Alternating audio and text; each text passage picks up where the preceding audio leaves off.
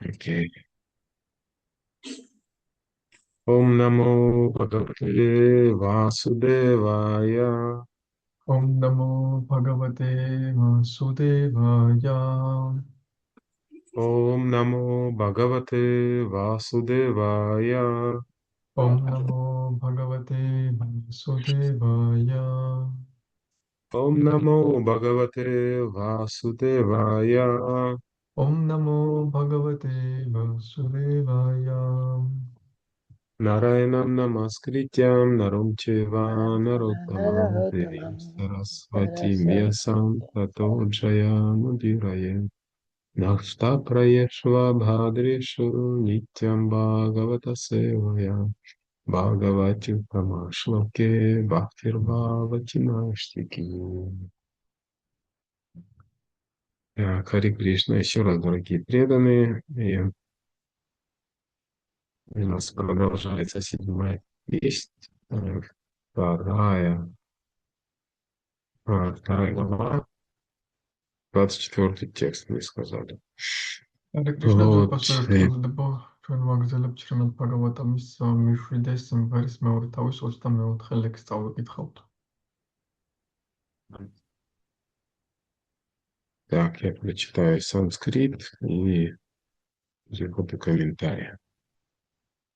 Эвам гунаэр бхам ямане манася викалах пуман ятита самьятам бхадре хьялинго лингаван ива. Литературный перевод и комментарий его божественной милости Бхактивиданты Свами Шрила Прабхупады Киджай. Точно так же, о моя благонравная мать, из-за того, что ум обусловленной души возбужден гунами материальной природы, она, хотя и не имеет ничего общего с изменениями тонкого и грубого тела, думает, будто переходит из одного состояния в другое. И комментарий. Шримад Бхагаватам 10.84.13 говорится. Ясьятма будхих кунапет видхату ке сватхих калакра дешу бхаумай чадхих. Яттиртха будхих салилена архичидж жанешва бидженашу саэва гокхара. Если человек отождествляет себя с телом, состоящим из трех элементов, и считает тех, кто имеет отношение к его телу, родственниками, а землю, где он родился, достойное поклонения, если он, посещая места паломничества, лишь омывается в священных водах, но не ищет встречи с людьми, обладающими духовным знанием, значит, такой человек ничем не лучше осла или коровы. Гокхар. Корова или осел. Кар.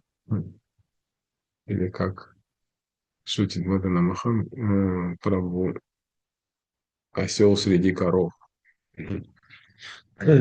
Так, дальше комментарий. Хотя Хираньякашипу отъявленный демон, он был куда умнее современных людей. Хираньякашипу прекрасно знал, что такое душа и что такое тонкое и грубое тело, но сейчас люди настолько деградировали, что даже крупнейшие ученые, философы и другие лидеры общества не в состоянии выйти за рамки телесных представлений о жизни. А в шастрах говорится, что такие люди чем не лучше Прабхупады. Саева Голха. Хираньякашипу объяснил своим родственникам, что хотя они очень расстроены из-за смерти физического тела его брата, им не стоит скорбеть о Хираньякше, ибо его великая душа уже начала следующую жизнь. Атма, душа, не подвержена изменениям, а викалах уман. Все мы духовные существа души, но когда мы увлекаемся деятельностью на уровне ума, манадхармой, нам приходится страдать из-за так называемых материальных обстоятельств. Как правило, это случается с теми, кто не предан Господу. Харафа Бхактася Куто Махадгуна, непреданный может обладать какими-то материальными достоинствами, Ну, из-за своего безрассудства он никогда не бывает по-настоящему добродетельным. Все титулы, присваиваемые ему, обусловленные душой в материальном мире, это просто украшения на мертвом теле. Обусловленным живым существам ничего не известно о душе и ее возвышенном положении, которое не подвластно материальным обстоятельствам. Конец комментария. თარგმანი. სწორედ ასევე ოჩემოკეთილო დედა, როდესაც მატერიალური ბუნების მოდუსთა ურთიერთზემოქმედება ცოცხალი არსებების ჭკუის აგზნებას იწვევს, იგი, რომელიც ნატიფი და უხაჩის სხეულების არსებობის ნებისმიერი მდგომარეობისგან განსხვავდება, თვლის, რომ იგი ერთი მდგომარეობიდან მეორეში იქნა გადაყვანილი. კომენტარები. როგორც შრიმად ბჰაგავატამში ენათქვამი 10.94-13, ადამიანი, რომელიც თავს სამისა ელემენტისგან შემდგარ სხეულთან აიგივებს, ვინც სხეულის გამოვლინებებს თავის ნათესავებთან მიიჩნევს, ვისაც თავისი დაბადების ადგილი სათაყვანებლად გაუხდია და ვინც წმინდა ადგილას ტრანსცენდენტული ცოდნით სახელგანთქმულ პიროვნებასთან შეხვედრის მიზნით კი არ მიდის, არამედ მხოლოდ განსაბანად ძროხის ან ვირის მსგავს არსებად უნდა ჩაითვალოს. ჰირანიაკაშიპუ დემონი იყო, მაგრამ იგი თავისი თანამედროვეებით სულელი არ ყოფილა. ჰირანიაკაშიპუ ღრმაცოდნას ფლობდა სულისა და ნატიფი თუ უხეში სხეულების შესახებ, მაგრამ ახლა ჩვენ იმდენად გადაგვარებულნი ვართ, რომ ყველა მათ შორის დიდი მეცნიერები, მოაზროვნენი და საზოგადოების სხვა წარმომადგენლებიც სიცოცხლეზე სხეულისეული შეხედულებებით ხელმძღვანელობენ. ეს კი შასტრებში ესოდენ დაგმობილია. სა ევა გოგ ჰაარაჰა. ასეთი ხალხი ძროხებისა და ვირებისგან არ განსხვავდება. ჰირანიაკაშიპუმ თავისი ოჯახის წევრებს ურჩია, თუმცა მისი ძმა ჰირანიაკშა გარდაიცვალა და ბუნებრივია ახლობლები ამის გამო დაერდობდნენ, მათ არ მართებდათ გლოვა, რადგან მან დიადმა სულმა ჰირანიაკშამ უკვე მიაღწია თავის დანიშნულების ადგილს. ატმა ან სული მარად უცვლელია, ავიიკალაჰა ჰუმაან. ჩვენც მარადიული სულები ვართ, მაგრამ როდესაც ჭკუის ზემოქმედებას მანოდჰარმა ვემორჩილებით, ჩვენ არსებობის ეგრეთ წოდებული მატერიალური პირობების გამო ტანჯვას ვიმკით. ასეთი რამ ჩვეულებრივ არაერთგულებს ემართებათ. ჰარავ აბჰაქტასა უტო მაჰადგუნაჰა. არაერთგულები შეიძლება მაღალ მატერიალურ თვისებებს ფლობდნენ, მაგრამ თავიანთი სიბრიყვის შესაბამისად არანაირი დადებით თვისებას არ ინარჩუნებენ. მატერიალურ სამყაროში განპირობებული სულის დასახელებები გვამის მორთულობებია. განპირობებულ სულს არავითარი წარმოდგენა არ აქვს სულისა და მატერიალური პირობების მიღმა არსებული ამაღლებული ყოფიერების შესახებ. ჰარე კრიშნა. Харе Кришна. Умахьянти Мирандасья, Генандана Шалакая, Чакшуру Милитам Йена, Тасмай Шри Гураве Намаха, Шри Чайтанья Манадиштам, Стапитам Йена Бутале, Своям Рупа Кадама, Гьям Дадати Сва Падантикам, Вандехам Шри Гурум, Шри Утапада Камалам, Шри Гурум Вайшнавам Шча, Шри Рупам Саграджатам, Сахагана Рагунатам, Витантам Садживам, Садвайтам Савадутам Париджана Сахитам Кришна Чайтанья Девам Шри Радха Кришна Падам Сахагана Валита Шри Вишакха Видамшча Хе Кришна Карма Синхо Динабанху Джагатпате Гопиша Гопика Канта Радха Канта Намустате Капта Канчана Гауранге Раде Вриндаванешвари Вришабхана Сute Devi Pranamami Hari Priye Vanchakalpatarubhyascha Kripa Sindhuvya Evacha Patitanam Pavanebhyo Vaishnavebhyo Namo Namaha Jai Shri Krishna Chaitanya Prabhu Nityananda Shri Advaita Gadadhara Shivasati Gaura Bhakta Vrinda Hare Krishna Krishna Krishna Hare Hare Hare Rama, Rama Rama, Hare Hare. Namo Vishnu Padaya, Krishna Krishnaya Bhupale, Srimate Bhaktivedanta Swami Nitinamine. Namaste Saraswati Devi, Gauravani Pracharine, Nirvishesha Yavadi Pashtya Deshatarine.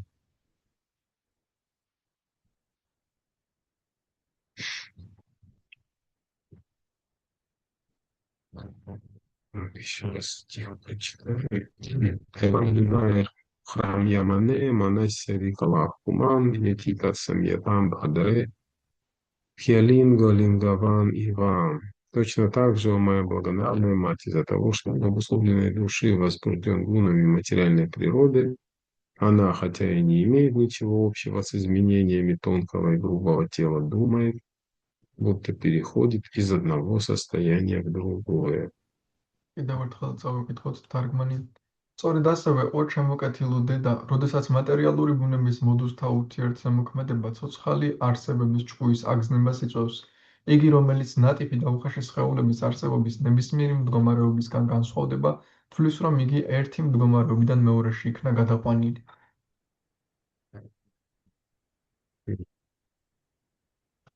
Здесь продолжается проповедь Хираньякашипу своим родственникам.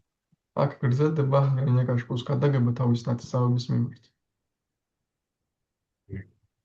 И Прабхупада в комментарии пишет, что Хираньякашипу хоть и отъявленный демон, но он умнее многих современных людей. და შილა პრაბჰუპადაც კომენტარებში წერს, რომ ჰირანიაკაშიპუ იმის მიუხედავად, რომ დემონია, ბევრ თანამედროვე ადამიანზე ჭკვიანია. Вот. Хотя, ну, вот эта проповедь его от Мататвы, вот, интересно, что она ну, не помогла ему самому тоже понять, что такое душа. საინტერესოა, რომ ეს ათმატად მას გადაგება თავად მას არ დაეხმარა, რომ გაეგო რა არის სული. И, ну, здесь в этом комментарии много тем можно затрагивать Шрила Прабхупада, но мы коснемся одной. Вот что же такое душа и почему так трудно это понять. ამ კომენტარებში ბევრ თემას ეხება შრილა პრაბჰუპადა, მაგრამ ჩვენ ერთ შევეხებით რა არის სული და რატომ ამის გაგება ასეთი რთული. Вот. И в Бхагавадгите Кришна начинает, Арджуне как раз говорит, начинается как раз от Мататвы. ბაგავად-გიტაში კრიშნა არჯუნას მიმართ ზუსტად ათმატატვადან იწყებს საუბარს. Вот. И Прабхупада тоже раз за разом всегда говорит одно и то же. Вынетело, вынетело. და პრაბჰუპადაც ყოველ ჯერზე ამბობს ერთ და იგივეს, ჩვენ არ ვართ ეს სხეული. Вот. И как же это понять, да? Мы много об этом слышим. Вот, насколько у нас реализовано это знание. როგორ Вопрос. როგორ გავიგოთ ეს, ჩვენ ბევრს ვისმენთ ამის შესახებ, მაგრამ რამდენად გვაქვს რეალიზებული ეს ცოდნა? Вот. И в том разделе, во второй главе Бхагавад-гиты, есть один стих очень интересный. ბაგავად-გიტას მეორე თავში არის ძალიან საინტერესო ერთი ლექსი. Где Кришна говорит Арджуне, это 29-й текст, там говорит «Аштарья ват пашьяти каштит янам, аштарья ват паданти». Ну, то есть я санскрит пропущу, он русским перевод прочитал. Одни смотрят на душу как на чудо, другие говорят о ней как о чуде, третьи слышат, что она подобна чуду, а есть и такие, кто даже услышав о душе, не могут постичь ее. 29 ლექსია ეს, კრიშნა ამბობს, რომ ზოგი სულზე საუბრობს როგორც საოცრებაზე, ზოგი ისმენს მას როგორც საოცრებაზე, ზოგი კი საუბრობს ისმენს, მაგრამ მაინც ვერ გაუგია სული რა არის. Вот, Аштарья несколько раз там повторяет, это вот удивительное переводится, чудесное что-то. აშჩარია რამდენჯერმეა გამეორებული, ეს ნიშნავს რაღაც საოცარს. Это тоже одна из 4 характеристик абсолютной истины. Я вспомнил, как Гуру Махарадж описывал, что у абсолютной истины у Бога есть 4 характеристики. 4 მახასიათებელი აბსოლუტური ჭეშმარიტების მახსოვს გურუ მაჰარაჯი აღწერდა, რომ აბსოლუტურ ჭეშმარიტებას 4 მახასიათებელი აქვს. Сарва-атита, то, что она за пределами находится всего, за пределами этого материала. სარვა-ატიტა ის, რომ იმყოფება მატერიალური სამყაროს საზღვრებს მიიღმა, ყველაფრის საზღვრებს მიიღმა. Вот, Сарва-ашрая, то, что она все равно как сказать, все находится в ней, она дает всему прибежище. სარვა აშრაია, რომ ის ყველას თავში საფარს აძლევს. Вот. Сарва Ачинтия, то, что она непостижима. სარვა აჩინტია, რომ ის შეუცნობელია. И последнее как раз Сарва Ашчарья Свабава. Ашчарья, тоже термин этот же упоминается, что она удивительная, восхитительная. Ее природа просто потрясающая. და ბოლო არის სარვა აშჩარია, აქაც სიტყვა აშჩარია გამოყენებული, რაც ნიშნავს, რომ მისი ბუნება საოცარია. Вот и в принципе практически то же самое о душе Кришна говорит здесь в Бхагавад-гите тоже. პრაქტიკულად კრიშნას სულის შესახებაც იგივე ამბობს აქ ბჰაგავად-გიტაში, Что она удивительная. რომ ის საოცარია. Вот. И Прабхупада там в комментарии, он, в принципе, просто объясняет, в чем поразительность этой концепции. და პრაქტიკა კომენტარებში პრინციპში უბრალოდ ხსნის რა არის საოცრება ამ კონცეფციის. Он говорит, что она может находиться как в теле огромного животного, так и в теле микроба, миллионы которых умещаются там на пространстве булавочной головки. ის ამბობს, რომ სული შეიძლება იყოს გიგანტური სხეულშიც და ასევე მიკრობშიც, რომელიც ნემსის წვერზე ეტევა. М. Вот, и в принципе реально Кришна признает, что душу очень трудно понять. და პრინციპში კრიშნა აღიარებს, რომ სულის გაგება ნამდვილად რთულია. Вот, и, кстати, самое главное, там несколько утверждений, он говорит, и самое главное, он говорит в конце, то, что даже услышав о душе, большая часть людей ровным счетом ничего не понимает, что такое душа. რამდენიმე მტკიცებაა და ბოლო ამბობს, რომ სულის გაგების დროსაც კი, სულის შესახებ მოსმენის დროსაც კი, უმეტესობა არც კი ესმის რაზეა საუბარი. Вот, и мы действительно слышим об этом множество лет уже, вот, но насколько мы поняли, что такое душа.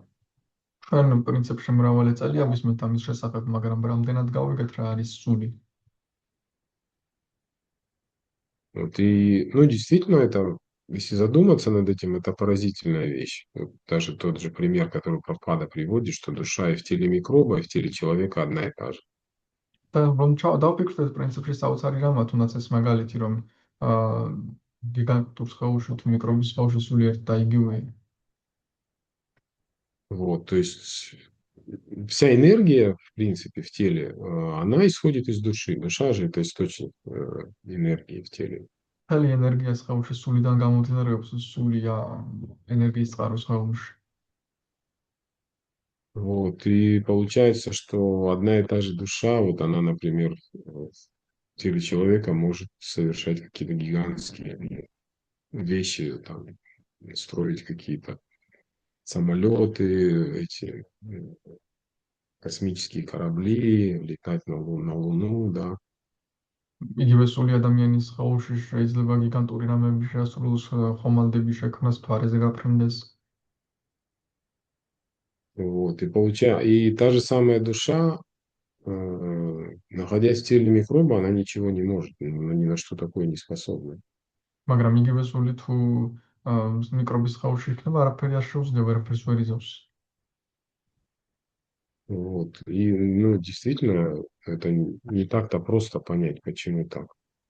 და მარტივი არ არის გავიგოთ ეს რატომაა ასე.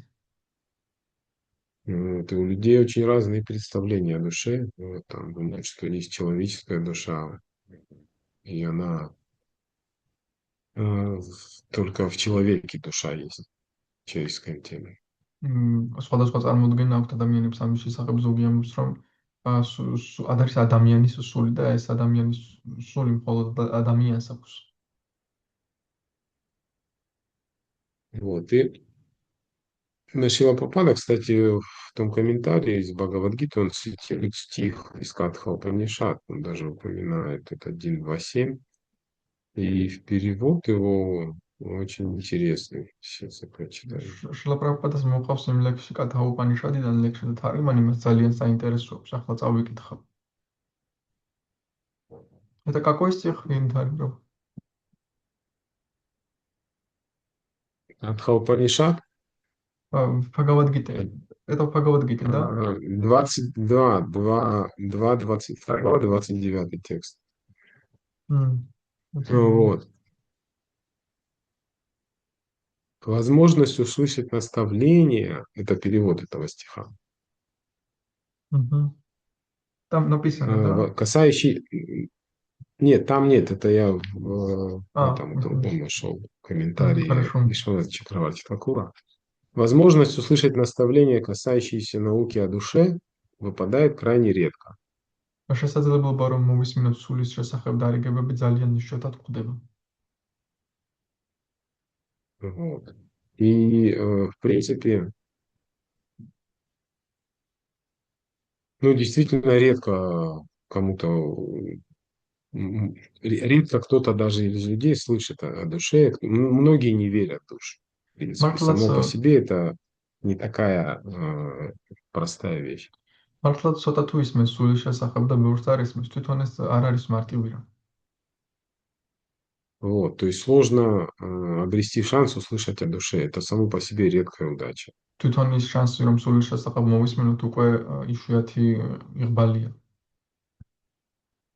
Вот, и дальше он говорит, даже услышав их, многие ничего не могут понять. შემდეგი წამოს მის მოსმენის შემდეგაც კი ბევრს მაინც არ შეუძლიათ მის გაგება. Вот. И, в принципе, м, на это, на это две причины есть.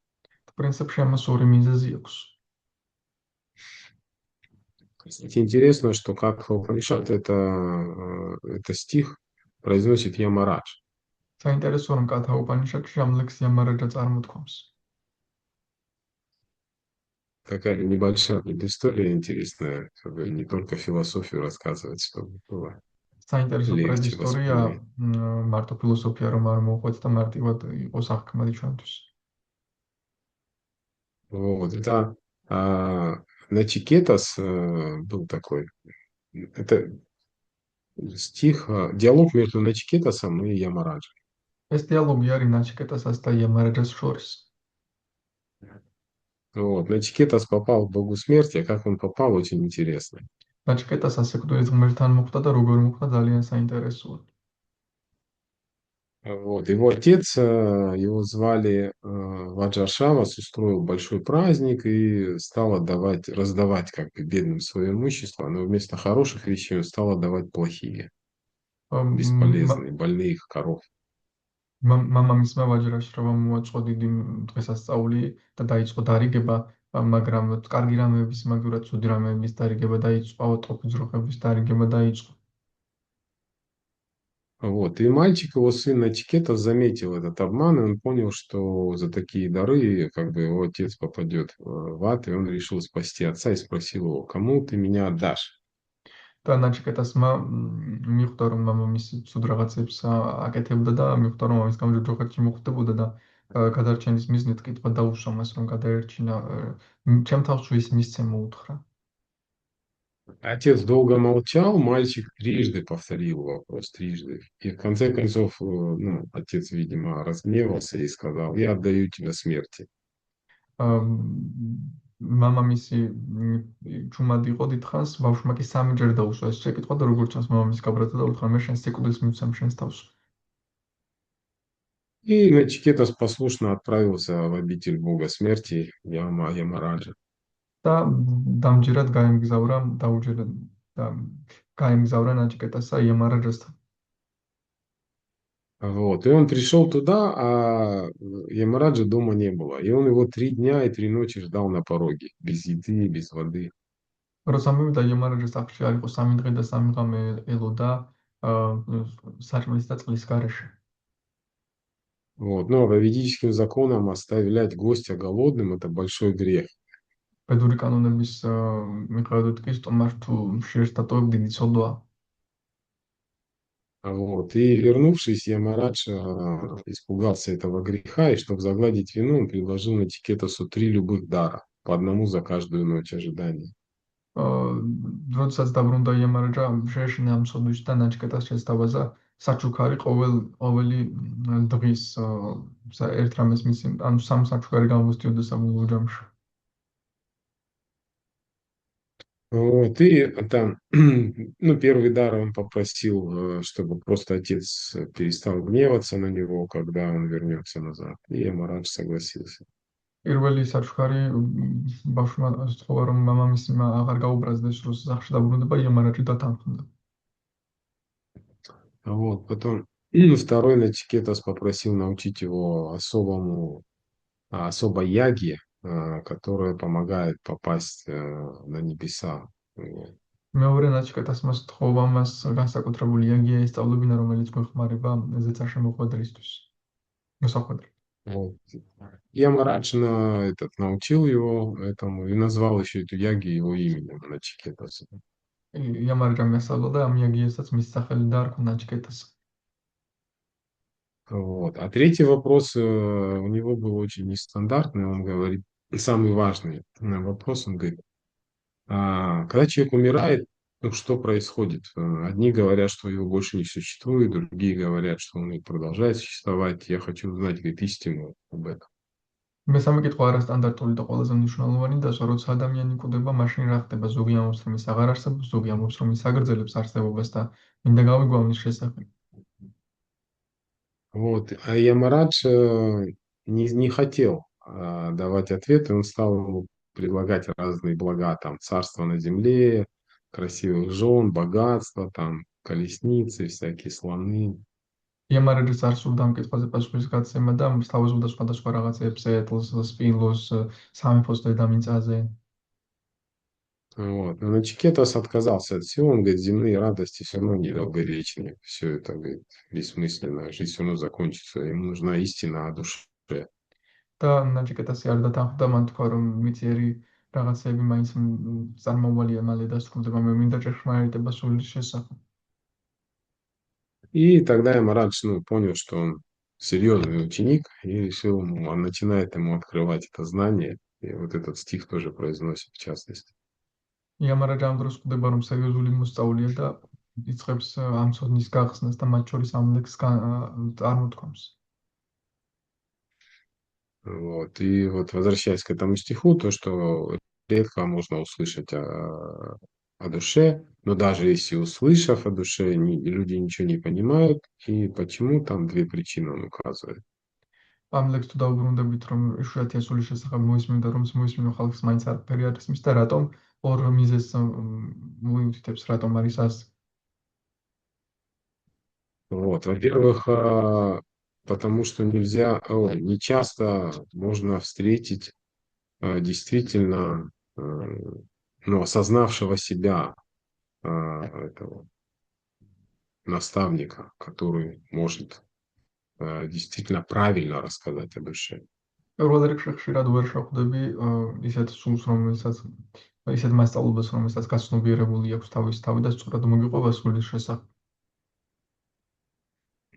Вот, то есть редко действительно услышать настоящего человека, который по-настоящему знает природу души. იშვიათია რომ კონდეს შესაძლებლობა მოусმინო ნამდვილ ადამიანს, რომელმაც ნამდვილად იცის სულის ბუნება. Вот, первая причина. То есть, ეს არის პირველი მიზეზი. вторая, но даже если человек слушает этого, там, на санскрите он называется кушала вакта, человек вакта, который правильно объясняет природу души, ему самому человеку сложно понять эту природу. მეორე მიზეზი ისა, რომ თუნდაც ისმენდეს ვაქტასგან სწორი ადამიანისგან ამას თვითონ ადამიანისთვის რთულია სულის ბუნების გაგება. Вот, то есть по-настоящему мало, ну, учеников, которые хотят, ну, правильно понимают, что он говорит. ცოტა ისეთი მოსწავლეები, რომლებსაც სწორად ესმით, რას ეუბნებიან. Вот. И почему так мало людей, вот две причины, давайте попробуем разобраться. Почему так мало людей по-настоящему знают природу души, с одной стороны, а с другой стороны, почему даже если мы слушаем человека, который знает природу души, нам сложно по-настоящему понять, о чем они говорят. ახლა კი მოდი დავფიქრეთ, რატომ არის ცოტა ადამიანი, ვინც მართლა იცის სულის ბუნების შესახებ და მეორე რატომ არის რომ როცა ვისმენთ, მაინც რთულია ჩვენთვის ამის გაგება. Вот. И, в принципе, сейчас, особенно в эпоху интернета, там все доступно. Многие вообще там полно всякой информации о душе, об атме и так далее. ახლა მით უმეტეს ინტერნეტის ეპოქაში ყველაფერი ხელმისაწვდომია სავსე ინფორმაცია სულზე ატმის შესახებ. Вот. Но для нас, в принципе, большинство информации о душе, которые там в обычном, в обиходе людей говорят, это на самом деле ну, каша у них в голове. მაგრამ ჩვენთვის უმეტესი ადამიანი, რასაც სულის შესახებ ამბობს, ნამდვილად თავში ფაფა აქვთ მათ.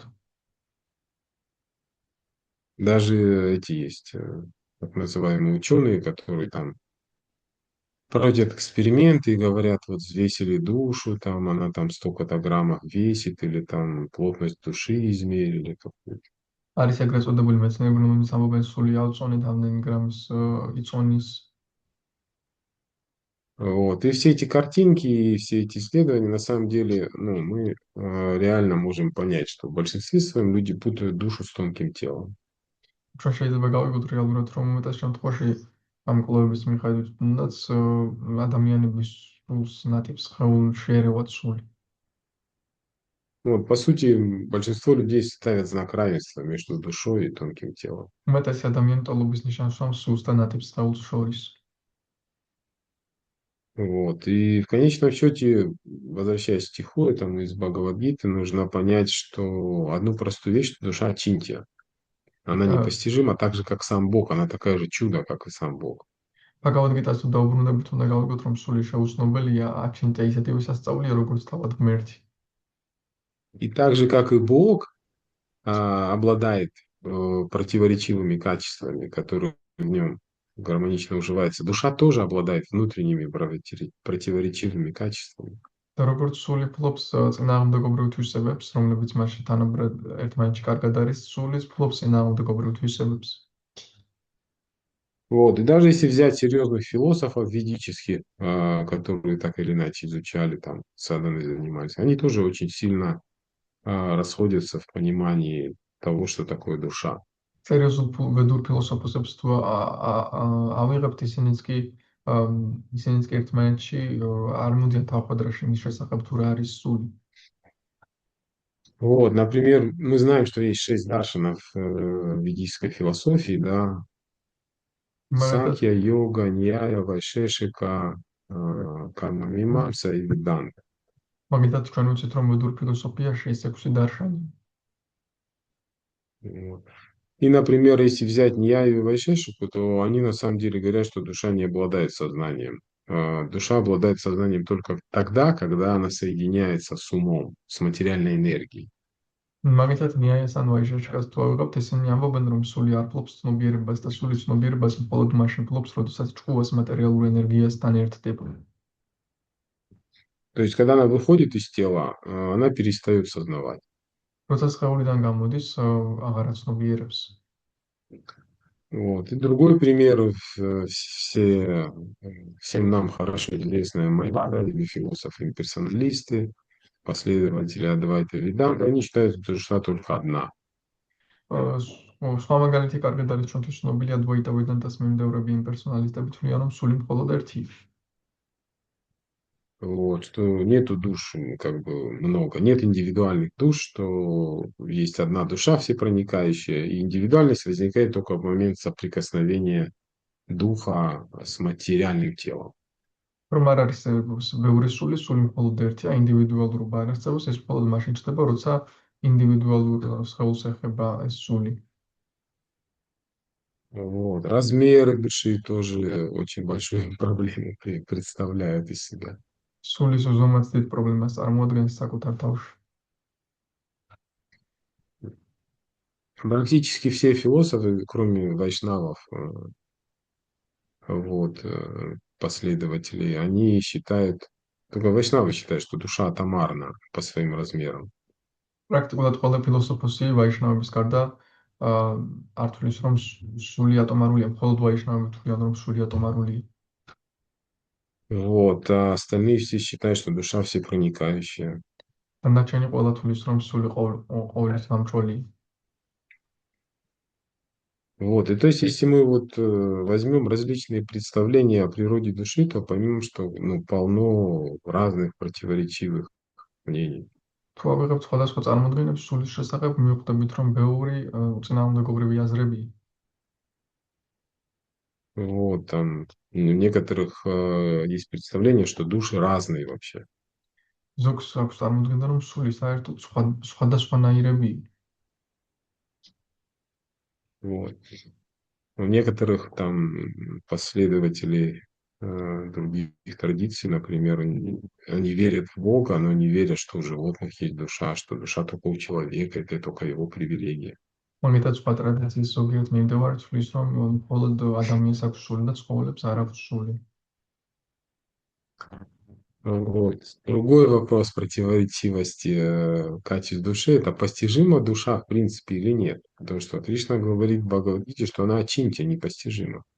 მეორე წინააღმდეგობა იმოდის იმაში საერთოდ შეცნობია სული თუ არა, რადგან კრიშნა ამბობს, რომ ეს აჩინტი, ანუ შეუცნობელია.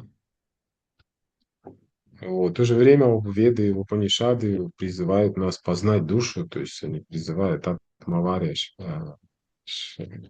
Драштавьян, то есть ну, ты должен познать душу. მეორესწრაფ ვედები და უპანიშადები მოგვიწოდებენ, რომ სული შევიცნოთ, შემდეგ შეიცნო სული. Вот, это из Мундакова Панишат Ягьявалка говорит своей супруге. Но это мы к этому вернемся сейчас. Ну, то есть надо постичь, как можно постичь непостижимую душу, тоже непонятно. ანუ როგორ უნდა შეიცნო შეუცნობელი სული, ისეც გაუგებარია. Вот. Или еще один вопрос по обусловленности души. Ну, почему материальное тело обуславливает душу? То есть мы все знаем, что вообще-то душа, как и материя, это как масло и вода, они не смешиваются на самом деле. Она вообще никак не связана с телом. კიდევ ერთი სხეულის რატომ განპირობება სულის, კიდევ ერთი საკითხი ის არის სულის განპირობება რატომ ხდება, როგორც ზეთი და წყალია სული და მატერია და როგორ ერევა ერთმანეთს. Вот. Но мы можем видеть, что тело, оно влияет на душу, ну, на сознание, то есть, там, например, каким-то, ну, употребив, например, что-то, какие-то интоксикации, то у человека меняется сознание, он начинает воспринимать мир по-другому. მაგალითად, მაგრამ ამ ვხედავთ, რომ სხეული მოქმედებს სულზე, მაგალითად, ინტოქსიკაციას თუ მიიღებს ადამიანი, სხვაგვარად აღიქვამს ამ სამყაროს. Вот. Или, например, болезни, особенно в старости, там, деменция или Альцгеймер, то есть человек просто полностью меняет свои качества. Он обладал одними качествами, а в старости он совсем другим становится. Почему душа меняет такой способ своего проявления сознания? მაგალითად, ალცჰეიმერისას ადამიანი თავის თვისებებს იცვლის, ერთი თვისება ჰქონდათ, მეორე უცბად სხვა თვისება და რატომ იცვლის ასე სულის თვისებებს. Вот. И другой тоже важный момент, тоже споры ведутся по поводу того, что душа, она осознает или нет все-таки, потому что все остальные философии практически, кроме философии йоги и вайшнава, считают, что душа сама по себе не сознает, чистая душа. და საერთოდ სული წმინდა სული აცნობიერებს თუ არა, რადგან ყველა სხვა ფილოსოფოსები იოგას და ვაიშნავების გარდა ამბობენ, რომ წმინდა სული არ აცნობიერებს. Вот, то есть последователи Адвайта Веданты, они считают, что душа есть сознание, но при этом она не сознает. Это тоже странная вещь. ადვაიტა ვედანტას მიმდევრებიან თვლიან, რომ სული ცნობიერება, მაგრამ ის არ შეიცნობს, ესეც არის უცნაური რამ არის. Вот. И, наконец, еще вопрос возникает, душа действует или бездействует? შემდეგ ხდება საკითხი, სული მოქმედებს თუ უმოქმედოა. Потому что практически все последователи других философий, они считают, что душа в конечном счете бездеятельна. რადგან ყველა სხვა ფილოსოფიის მიმდევრები თვლიან, რომ სული საბოლოო ჯამში უმოქმედოა. Вот. И, в принципе, ну, вот это как раз множество вот этих противоречивых вещей, поэтому, которые доказывают, что сложно найти человека, который правильно бы и верно объяснил природу души. ამგვარად ეს წინააღმდეგობრივი რაღაცები გვიშვენებს, რომ სულია იპოვო ადამიანი, რომელიც სწორად ახსნიდა სულის ბუნებას. Вот. И вторая причина, по которой душу очень сложно понять, связана непосредственно со слушателем, то есть про нас с вами. მეორე მიზეზი, რატომ არ სულის გაგებართული, მსმენელს უკავშირდება, ჩვენ გვეხება. Вот. И Пропада там в комментарии вторую причину очень просто объясняет тоже. Пропада гениален, конечно. Он говорит, что люди со скудным запасом знаний, პრაპადო а კომენტარებში также ძალიან те, кто... მარტივად ხსნის ამას, ის ამბობს, რომ ვისაც ძალიან ცოტა ცოდნის მარაგი აქვს, ეს ადამიანებს Вот. А также те, кто предается мирским материальным удовольствиям, ასევე ისინი, ვინც მიწერ მატერიალურ სიამოვნებებში არიან ჩაფლული, вот, не способны проникнуть в тайну крошечной духовной искры. არ შეუძლიათ რომ ამ საიდუმლოებაში შეაღწიონ უმცირესი სულიერი ნაპერწკლისა. Даже когда они рассказывают величайший знаток вед, который учил самого Брахмы. თუნდაც ამის შესახებ ყვებოდეს უდიადესი ვედების მცოდნე, რომელიც თავად ბრაჰმას განსწავლობდა. Вот. Ну, то есть, по сути, здесь как бы Кришна говорит, вы меня сейчас слушаете и все равно как бы ничего не понимаете ровным счетом. სამშა კრიშნა უსახლად თქვენ კი მისმენთ, მაგრამ მაინც არაფერი გესმით საერთოდ. Вот. И указывает на причину, что Пропада указывает, что мало как бы мозгов, и с другой стороны склонность к чувственным наслаждениям. და მეუწოდებს მიზეზზე, რომ ერთის მხრივ გონება გვაქვს, ტვინი გვაქვს პატარა და მეორეს მხრივ მიდრეკილება გვაქვს გრძნობათა სიამოვნებებისკენ.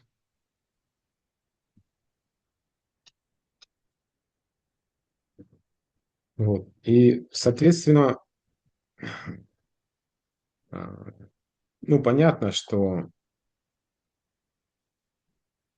для постижения атмы нужно, конечно же, чтобы прежде всего получил милость гуру человек. რა თქმა უნდა, გასაგებია, რომ ატმის შესაძლებლობად საჭიროა, რომ ადამიანმა გურუს წყალობა მიიღოს. Вот это Джива Госвами пишет, чтобы он находился в близких отношениях со своим духовным учителем, и когда он искренне относится к своей садхане, вот, тогда удивительная природа Дживы начинает сиять в его сердце. ჯვაგოსვამი წერს, რომ როდესაც ადამიანი სულიერ მოძღვართან ახლო ურთიერთობაშია და თავისთან ასაერთგულია, მაშინ საოცარი ბუნებას ჯივასი მის გულში განათებას იწყებს. Вот, но возвращаясь ко второму препятствию, то есть первое препятствие – это противоречивая природа души и мало квалифицированных рассказчиков, которые могут ее объяснить. მეორე წინააღმდეგობას რომ მივთითოთ, ანუ ის არის, რომ სულის ბუნება წინააღმდეგობრივია და კვალიფიციური მთხრობლებიც ცოტანი არიან. Вот. А вторая причина, почему даже услышав о душе, человеку сложно понять это на самом деле, потому что мы слушаем что-то, мы понимаем только то, что так или иначе нашим опытом подтверждается. მეორე მიზეზი კი არის ის, რომ თუ რატომ არის რთული ადამიანისთვის ამის გაგება, რომ როცა რამეს ვისმენთ, მარტო იმას ვიგებთ, რაც ჩვენს გამოცდილებას მტკიცდება. Вот. И проблема в том, что у нас ну, реально очень микроскопический опыт осознания себя душой, и наоборот, ну, гигантский, огромный опыт за миллионы жизней осознания себя телом и умом. პრობლემა იმაშია, რომ ძალიან მიკროსკოპული გამოცდილება გვაქვს სულის იმისა, რომ ჩვენ თავს სულად ვაცნობიერებთ და უზარმაზარი გამოცდილება გვაქვს იმისა, რომ ამ სხეულად და ამ სამყაროდ ვაცნობიერებთ თავს. Вот. И эта причина, тоже, кстати, в йога-сутрах Патанджали Муни, он ее объясняет, что драштри, драштайог, сам йога, ну, то есть у человека сам йога, не просто йога, а сам йога. Значит, очень тесная связь между наблюдателем и наблюдаемыми объектами. და იოგას სუტრებში პატანჯალი ხსნის ამას, რომ ადამიანს ძალიან მჭიდრო კავშირი აქვს დამკვირვებელს და დაკვირვებულ ობიექტს შორის მჭიდრო კავშირია ძალიან. Да, то есть, если проще сказать, что мы экстраверты, но человек не осознает себя душой, потому что все наше сознание направлено вовне. მარტივად რომ ვთქვათ, ჩვენ ექსტრავერტები ვართ, ადამიანი ვერ შეიცნობს საკუთარ თავს, იმიტომ რომ მთელი მისი ცნობიერება გარეთ არის მიმართული. Вот, то есть все наше внимание сосредоточено на взаимодействии с внешней энергией. მთელი ჩვენი ყურადღება კონცენტრირებულია გარე ენერგიასთან ურთიერთობასადმი. Вот, и нам интересно за ней наблюдать. Რომ გვაინტერესებს დაკვირვება მას. Вот, и душа видит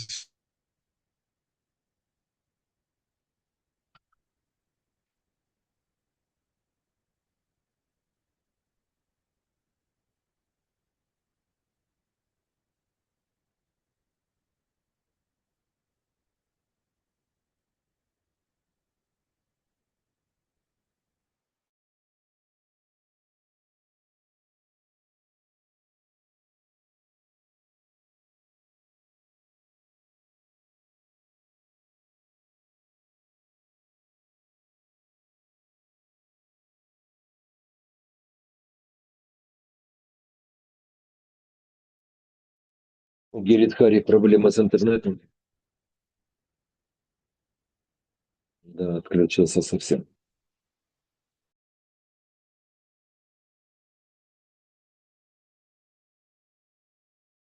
А,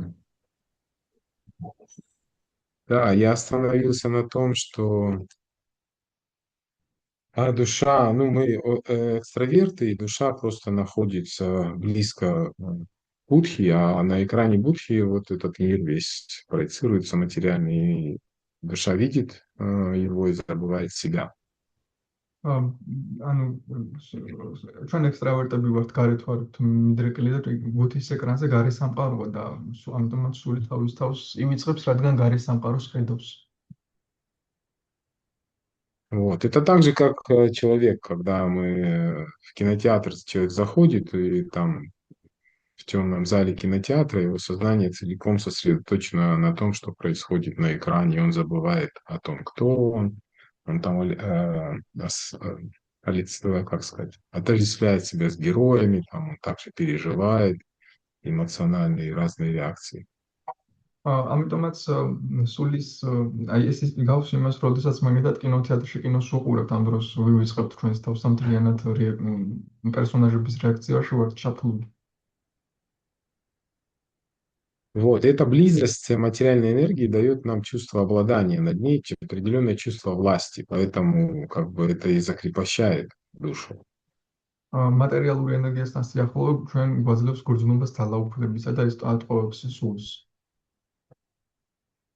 Вот, то есть ну, получает удовольствие от того, что видит, и в принципе это Ишварабхава, которая возникает при взаимодействии с такой материальной энергией через свой разум, ему нравится это все. სიამოვნებას იღებს იმით, რასაც ხედავს და ეს არის იშვარაბჰავა, როდესაც მოწონს ადამიანს ძალაუფლება, რასაც უყურებს მართლმის. Вот, и поэтому этот возбужденный ум, все эти предметы материальные, они возбуждают наш ум, и он как бы возбужденный этим удовольствием, который получает от ощущения власти. ამიტომაც ყველა ის საგნები ჯგუას აღგზნებენ ჩვენს ჯგუას და რადგან შეგრძნებას გვაძლევენ ძალაუფლების. Вот, и это мешает человеку почувствовать себя душой. ეს ხელს უწყობს ადამიანს, რომ საკუთარი თავი სულად შეიგრძნოს. И мы все знаем наверняка, у нас у всех есть опыт, когда мы садимся читать джапу, мы пытаемся повторять мантру и перевести свое сознание с внешнего на внутреннюю какую-то реальность, и как ничего не получается. და ყველა ჩვენგანს აქვს გამოსლება, როცა ვზივართ ჯაპის დასაკითხად ვწდებით და ვცდილობთ ჩვენი გონება გარედან შიგნით გადავიტანოთ და არამედ არაფერი გამოვიდეს. Вот. И даже мы, когда там искусственно пытаемся закрыть глаза, там затыкаем уши или куда-то там прячемся, все равно этот мир внешний, он уже перешел из внешнего во внутренний наш разум. Поэтому он извне уже вовнутрь переночевал, перекочевал. მაშინაც კი როცა ვცდილობთ რომ დავხატოთ თვალები და თან გარეთ რადის ხოლმე ჩვენი ცნობიერება. Вот, то есть, потому что самскары остаются, и они просто всплывают иногда. То есть, повторяешь жаху, и какие-то странные воспоминания всплывают из подсознания. რადგან ცნობიერშიც კი სამსკარებია და იქ როცა ჯაპას ვიმეორებთ რაღაც სხვადასხვა სამსკარები ჩვენს ამოტიტილდება ხოლმე ჩვენს ცნობიერებაში. Вот, и именно поэтому что Прабхупада говорит, причина, почему у нас нет опыта осознания себя душой, это невежество. Мы ведем невежественный образ жизни. ზუსტად ეს არის И მიზეზი, რატომ არ გვაქვს გამოცდილება სულის, იმიტომ რომ უბუნურებაა ეს უბუნური ცხოვრება, წესი ცხოვრება. вот, ну и и привязанность к чувственным удовольствиям, привычки к чувственным наслаждениям. დაჭულობა გვაქვს გრძნობათა სიამოვნებებისადმი. Вот, и в принципе это механизм обуславливания души, и нам как бы надо его хорошо понимать. Ну, этого мало, конечно. და რა თქმა უნდა, პრინციპით სულის განპირობებით კარგად უნდა გვესმოდეს ეს, რა თქმა უნდა, ცოტაა ჯერ კიდევ. Вот, и по большому счету любая традиция духовная, она сутью и садханы, как бы практики, чтобы направить сознание внутрь, чтобы сделать нас интровертами. სინამდვილეში ნებისმიერი სულიერი პრაქტიკა ცდილობს ინტროვერტები გავხადოს, ანუ ჩვენი ცნობიერება ჩვენს შიგნით მიმართოს. Вот. И, ну и так же, как я говорил, само понимание этого механизма ну, ничего не даст, если мы не поймем, как с этим бороться. თვითონ ამ მექანიზმის გაგება არაფერს მოგცემს თუ ვერ გავიგებთ როგორ ვშავებრძოლოთ მას. Вот. И там на самом деле ну, этот метод, который объясняет Веды, он состоит из 3 ступеней. Тогда уже сокращу, уже надо заканчивать, чтобы ეს მეთოდი успеть. სამი საფეხურისგან შედგება, ცოტა შევმოკლებ რომ მოვასწროთ. Вот, то есть метод развлечения между душой и телом, развлечения вивека-хьяти, можно получить из священных писаний. Это идеальное развлечение. იდეალური გარჩევა სულთა სხეულს შორის შეიძლება წმინდა წერილებიდან მივიღოთ. Вот, и поэтому очень так важно ну, священное писание изучать, ამიტომაც читать, ძალიან მნიშვნელოვანია слушать. შევისწავლოთ და მოვისმინოთ წმინდა წერილები. ვიკითხოთ, ვისმინოთ. Потому что это не просто, это иногда преданные считают, что там это гьяна какая-то, когда мы изучаем писание. ერთგულები ზოგი თვლის რომ ეს გიანაა, როცა წმინდა წერილებს შევისწავლით, რაღაც გიანაა. Вот. И преданных гьяна какая-то такую негативную коннотацию несет. Вот. Мы там бхакти, у нас там не гьяна. ერთგულები გიანას თითქოს რაღაც ნეგატიურად აღიქვამენ, რომ ჩვენ ფაქტი გვაქვს, ჩვენ არ გვაქვს გიანა.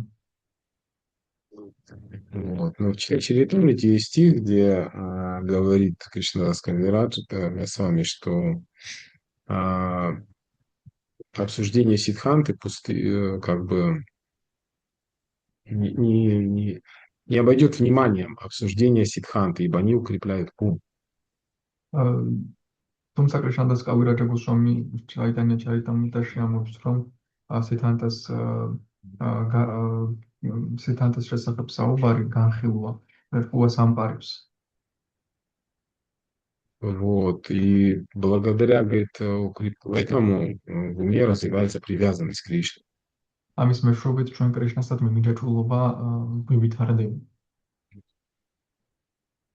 Вот, и там Прабхупада там в конце очень интересно пишет о том, что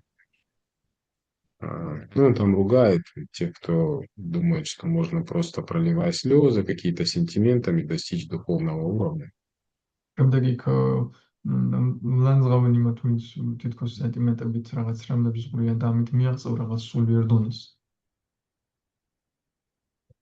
Вот, и он говорит, что Джива Госвами там написал 6 сандарбхи, и мнимые преданные ничего не знают о них и не горят желанием даже учиться этому და შილა პრაბჰუპადა ამბობს, რომ преданному ჯივა служению. გოსვამი მე-6 სანდარფად დაწერა და ერთგულებმა კიდე არც აიციან ამის შესახებ და არც უნდათ რომ წაიკითხონ და ისწავლონ ეს. Вот, и он там говорит, что такие преданные, они ну, такие люди, они никогда не смогут обрести чистую преданность Господу. ის ამბობს, რომ ასეთი ადამიანები ვერას დროს შეძლებენ ღმერთს ადმის მიდე ერთგულების мопოვებას. Вот, и то есть первый такой ступенчатый метод первый из них это вот слушаю, я читаю, слушаю, изучаю, думаю снова и снова над этим. ანუ პირველი მეთოდი არის მე ვკითხულობ, ვფიქრობ, შევისწავლი. Вот. Точнее, размышление это уже второй, как бы, шаг, вторая ступень. То есть первое слушает, надо много слушать, да. ფიქრი უკვე მეორე ნაბიჯი, პირველი არის მოსმენა, ბევრ უნდა ვისმენთ. Вот. И второй шаг тоже очень долго, и там ачарьи говорят, что человек должен размышлять над этими шастрами, утверждениями священных писаний в течение долгого времени, кстати. მეორე ნაბიჯით ძალიან ხანგრძლივია. აშარიები ამბობენ, რომ ძალიან დიდი ხნის განმავლობაში ამ შასტრების დებულებებზე უნდა ფიქრობდეს ადამიანი. И надо к ним возвращаться снова и снова, потому что они содержат в себе шастры огромную силу и огромную глубину. მას კიდევ და კიდევ უნდა დაუბრუნდეთ, რადგან შასტრებში უზარმაზარი ძალა და სიღრმე. Вот, то есть и в конце концов, ну, человек должен принять логику священных писаний, она нелинейная. საბოლოო ჯამში ადამიანმა წმინდა წერილების ლოგიკა უნდა გაიგოს, რომელიც სწორხაზოვანი არ არის. Вот, она иногда парадоксальна, и размышления над этими вот парадоксами священных писаний помогают укрепить ум, как пишет там Прабхупада. ზოგჯერ პარადოქსულია და ამ პარადოქსებზე ფიქრი გვეხმარება, რომ ჭკუა გავიმყაროთ, შილა პრაბჰუპადა ამბობს. Вот, и в конце концов, она помогает нам перевести вот это теоретическое понимание, что это душа, на какой-то опыт, в конце концов. საბოლოო ჯამში ეს გვეხმარება, რომ ეს თეორიული გააზრება, რომ ეს სული ვარ გარკვეულ გამოცდილებაში გადავზარდოთ. Вот. И третья ступень, это, собственно, практика наша, или точнее, это медитация, когда мы не просто размышляем над словами, но когда мы сосредотачиваемся, это такая форма медитации მესამე საფეხური არის на პრაქტიკა. святое имя. სამში მედიტაცია ეს არა მხოლოდ უბრალოდ ფიქრობა, ამით კონცენტრირებული ვართ ეს გარკვეული მედიტაციის ფორმით ამაზე. Вот, то есть, когда мы медитируем на святое имя, на звук святого имени, на Кришну, да, на образ Кришны, на Лилы, но прежде всего на святое имя. Нама Смаранам это самое главное, первая анга მუდასავ нашей მედიტირებთ медитации. წმინდა სახელზე, კრიშნაზე, ლილებზე, მაგრამ პირველ რიგში წმინდა სახელზე, რადგან ნამასმარანამ არის ყველაზე მთავარი. Вот, и фоном, когда мы много времени размышляли над словами шастр, и фоном этой медитации будут шлоки священных писаний. Во время медитации фоном будут шлоки. როცა თითქმის შასტრებზე ფიქრობდით, უკვე ამ მედიტაციის დროს фонად შლოკები გვექნება. შასტრები. Вот, то есть слова священных писаний, они должны стать фоном этой медитации. Тогда, когда мы повторяем святое имя, Харе Кришна, Кришна, Кришна, Харе, Рама, Рама, Рама, Харе, Харе. То есть мы должны одновременно с этим понимать, кто повторяет святое имя. Кто эта душа, которая зовет Бога, почему она зовет и так далее, и что она хочет, да. წმინდა სახელის გამეორებისას ფონად უნდა გქონდეს წმინდა წერილებიდან ლექსები, რომ ამ დროს ამ ვიაზრებდეთ ვინ იმეორებს წმინდა სახელს, ვინ არის ეს სული. Вот, ну, все, наверное, на этом. Там же много еще можно чего сказать, но на этом остановимся тогда. კიდევ ბევრი რამ А, შეიძლება ითქვას, მაგრამ მოდი ამაზე გავჩერდეთ. Харе Кришна, дорогие преданные, мои поклоны. Жаль, что вы остановились, потому что многое хочется услышать. Вокруг да около говорим.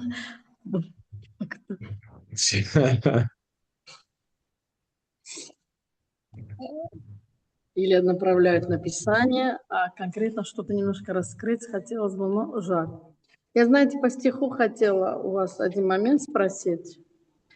Я вот Да, это не поняла в конце, что говорит точно так же, о моя благонравная мать, из-за того, что ум обусловленной души возбужден гунами материальной природы, она, хотя и не имеет ничего общего с изменениями тонкого и грубого тела, думает, будто переходит из одного состояния в другое.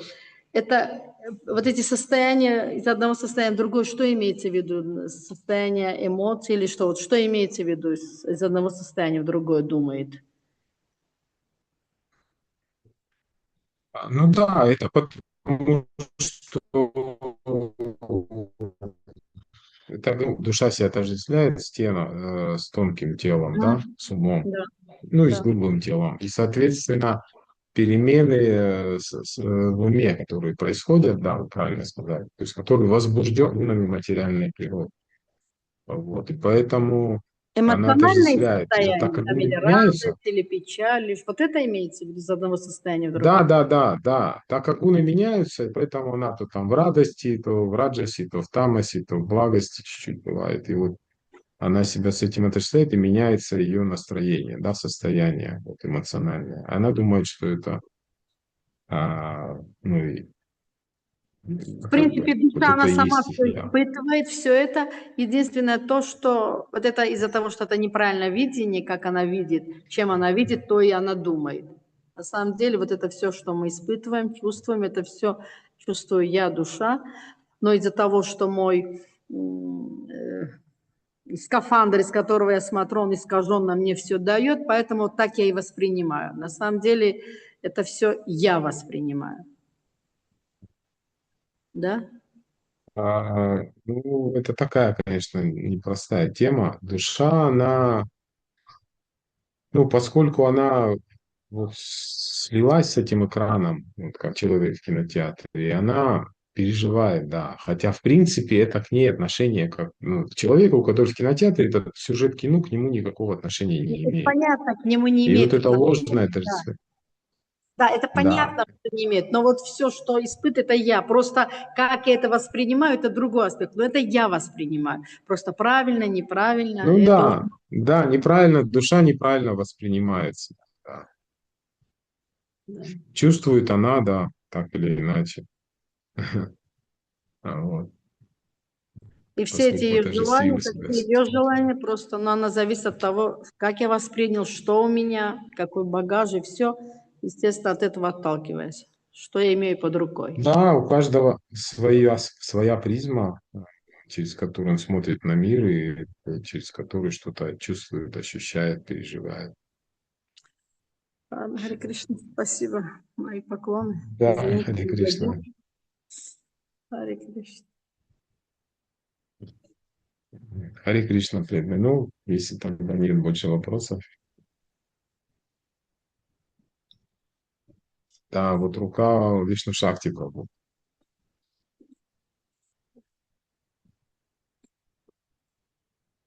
Мы не слышим Вишну Шакти Прабху. Микрофон у вас открыт. Микрофон. Да, простите, пожалуйста. Харе Кришна, большое спасибо за лекцию, Гири Хари Прабху. Мне кажется, здесь можно немножко шире рассматривать, не только как внутреннее эмоциональное состояние, потому что они вот проходят, душа считает, что она как бы перемещается, меняется в этих состояниях всех. Но приходит последний экзамен. Вот мы шли в этих изменениях, дошли до того, что тело уже меняем. Вот поэтому, я думаю, здесь можно шире рассмотреть, как и смену тела в том числе. Вот и во второй главе там говорится, что человека более-менее развитого такое состояние не пугает, не смущает. Вот поэтому смена тела, она как бы естественна для души в материальном мире. Она меняет этот скафандр, вот и все. И нас это не должно смущать. То есть вот эти изменения, они не только как бы внутри, но они на эмоциональный план Ну и несут. внешне, да. Да, но и Можно, да, более уже... добавить. И тело меняется, как из тела ребенка, в тело юноши, старика, и так дальше переходит. Да, и еще А, вот тут вы говорили о том, что мы должны размышлять над шастрами. Тут интересная параллель прослеживается. Смотрите, знание о душе, да? Мы видим перед собой Хираньякашипу, который, имея эти знания, все-таки остается демоном. И если человек не воспринимает знания о душе, а источником является шастры, вот Шабда Браман, то он остается на материальном уровне. Добровольно или по глупости, или не достаточно развит у него интеллектуальный уровень, неважно. Но он все равно остается материалистом, вот как Хираньякашипу. Вот. И правильно вы сказали, что вот стих, который 29 стих во второй главе, он такой человек, он воспринимает такие знания как чудо. Он не может вместить в себя такие вещи, потому что у него сознание очень узко, очень узко, очень приземлено. И прямо один к одному параллель еще и с 16 главой, потому что такой человек, вот, он, отвергая шастры, просто ему сколько не объясняю, он не поймет, он отвергает эти вещи.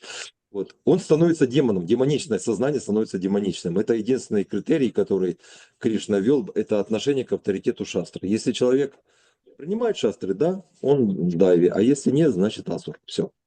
Нет других критериев. Поэтому вот здесь как раз и перекликается положение Хираньякашипу и его отношение и вообще отношение к шастрам материального человека. Харе Кришна. у него знание было, да, теоретическое просто. Но он-то шастры знал, в принципе, там в те времена все шастры знали, и демоны тоже. У них там и гуру был Шукрачарья. Просто, ну, оно как бы теоретическое, оно нисколько его а, Не не трансформировать. перешло, как бы, не трансформировало. Да. А там в теории мы тоже много знаем, слышали о том, что мы душа, но ведем же, реально мы живем как душа или нет, тоже вопрос себе следует задать. Насколько мы, Прабхупада говорит, мало знать того, что мы душа, надо еще научиться действовать как душа. Что мы Вот, слуги просто. точно. Харе Да. Кришна. Спасибо. Огромное Харе спасибо. Кришна. Харе Кришна, говорит Хари Прабху, можно, то есть маленький вопрос, уточнение, то есть вы говорили, то есть, что вот душа на самом деле воспринимает все это, да, или нет, и то есть я задумался, и можно ли так сказать, что воспринимает на самом деле все ум, то есть в уме все входит, но так как душа отождествляет себя с умом, поэтому он воспринимает. Ну, просто воспринимает ум, но душа отождествляет себя с умом, и поэтому думает, что он воспринимает. Ну, наверное, можно. В принципе, все равно оживляет ум этот мертвый. Это же мертвая материя, тонкая материя, как бы. Это что же материя? Она мертвая. Оживляет его сознание души, энергия души оживляет. И поскольку она, да, действительно себя отождествила с этим умом материальным, поэтому она, да, чувствует вот эти все вещи, которые, через, ну, входит в нее, Ну, через вы то органы же самое чувств, ум говорите попадает. через призму ума. Вы же говорили вот через призму ума, по-другому как?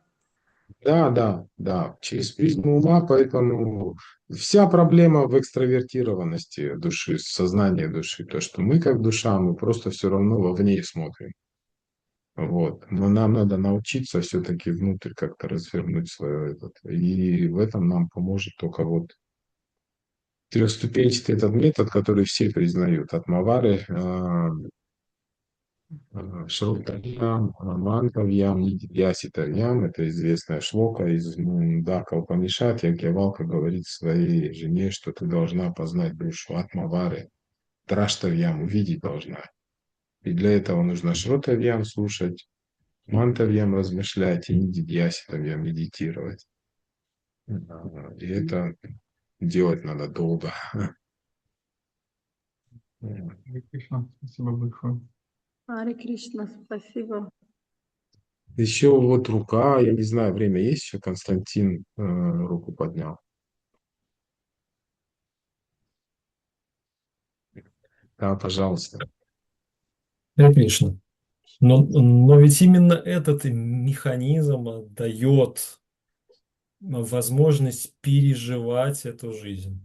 То есть ощущать ее, вариться там горе, радость и все остальное. То есть если бы этого механизма не было, мы бы вообще к этому миру относились бы так, типа, ну вот он идет там, ну и ладно. Этот фильм не со мной.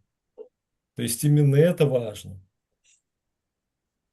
Ну, важно для чего? Просто для человека, который обусловлен, да, это важно, это его жизнь. Но потом просто это все заканчивается за смертью. Потом начинается опять новое кино, новая жизнь. А для человека, который пытается все-таки выйти за пределы смерти, за пределы этого обусловленного существования, за пределы этого мира, о котором Кришна говорит, что он полон страданий и временный. Вот, потому что потребность души в вечном счастье. Вот, а счастье, которое даже здесь он переживает, оно временное все равно. Все Даже самая счастливая жизнь, она заканчивается. Счастье, которое кончается, оно несчастьем называется. И поэтому люди здесь много что переживают. Но проблема в том, что все это закончится рано или поздно.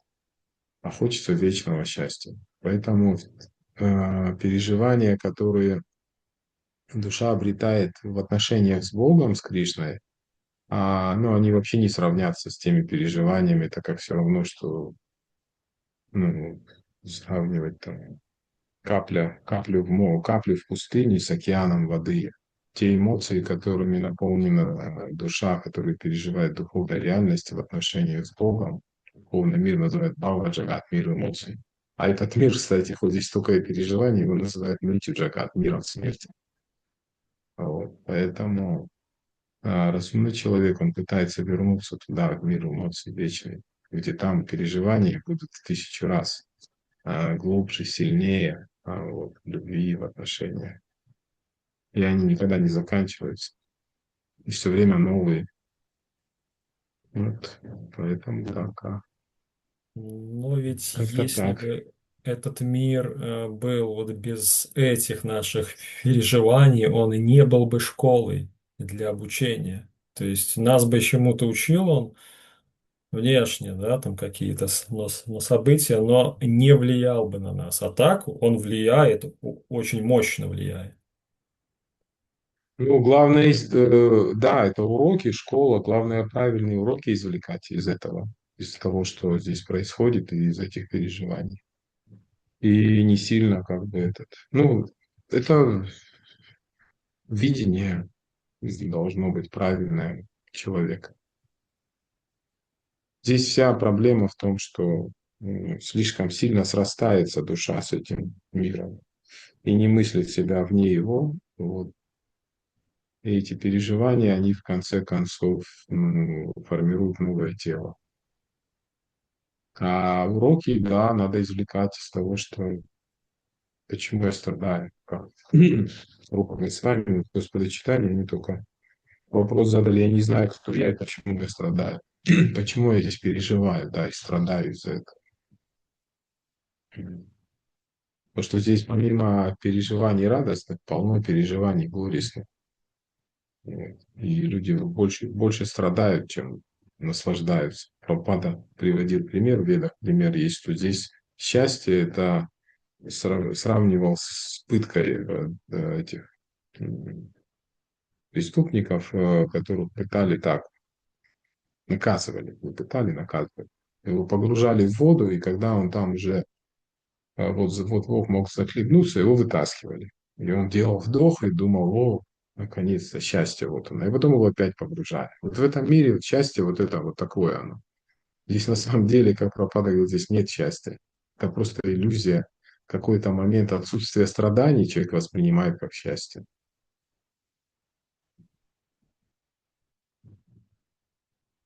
Вот так. Харе Кришна. Да, спасибо за вопросы. Спасибо всем, дорогие преданные. Гранта Радшимат Бхагаватам Ки Джай, Шила Джай. Прабхупада Ки Джай. Джай. Добро, Приманада. Хари. Харе Кришна. Гиридхари Прабху ки джай. Шила Прабхупада Ки Джай. Харе Харе Кришна. Кришна. Спасибо большое, Гиридхари Прабху. Харе Кришна.